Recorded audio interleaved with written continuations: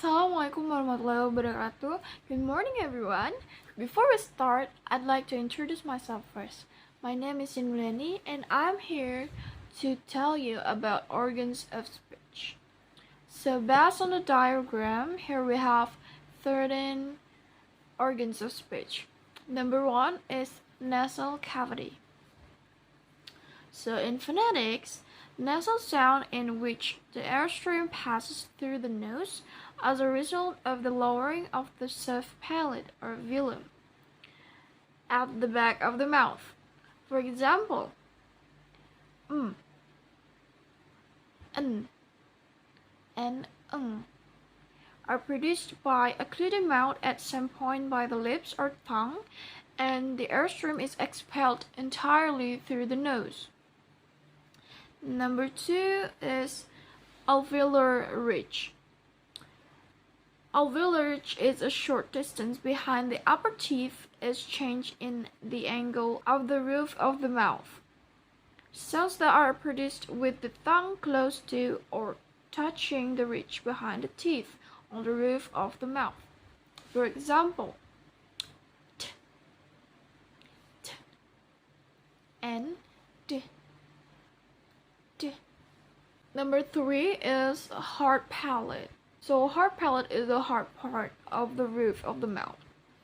This sound is called palatal, which produced by raising the blade or front of the tongue toward or against the hard palate. For example, y. Next, number 4 is velum or soft palate. This is a soft portion of the roof of the mouth, lying behind the hard palate. These sounds are called velar sounds. For example, k, g, and unk, which are produced by the back of the tongue raises towards the soft palate. Next, number 5 is teeth. This is a dental sound. The example of the sound is t and v, which are produced with the tip of the tongue between the teeth, and airflow being forced out of the mouth by passing over and around the tongue. Number 6 is tip tongue. The tip of a tongue is thin and narrow. Sounds using the tip of a tongue are called apical sounds, which is produced by obstructing the air passage with it in conjunction with upper articulators from lips to past alveolar and possibly prepalatal. Number 7, front tongue. Front tongue is the part of the tongue that lying down just below the hard and soft palate. It moves to make vowels and many consonants. For example, s, z, and sh are usually met with the tip and blade together. Next is number 8, uvula. The small dangly thing at the back of the soft palate. These are called uvulars, which are articulated with the back of the tongue raising to the uvula.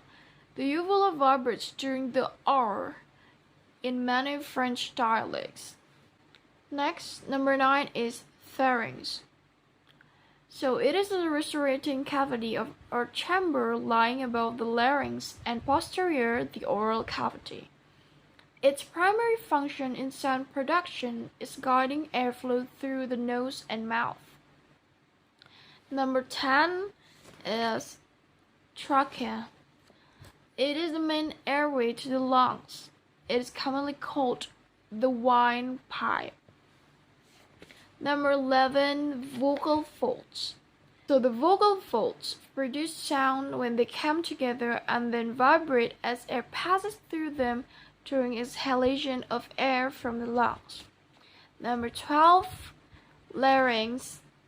So the structure of larynx that holds and manipulates the vocal cords. The Adam's apple in males is the bump formed by the front part of the larynx. And last but not least is epiglottis. Epiglottis covers the glottis during swallowing to prevent entry of food and water in the respiratory system. So that's all that I can explain about organs of speech. I'm sorry if there's any mistake. Thank you for watching my video.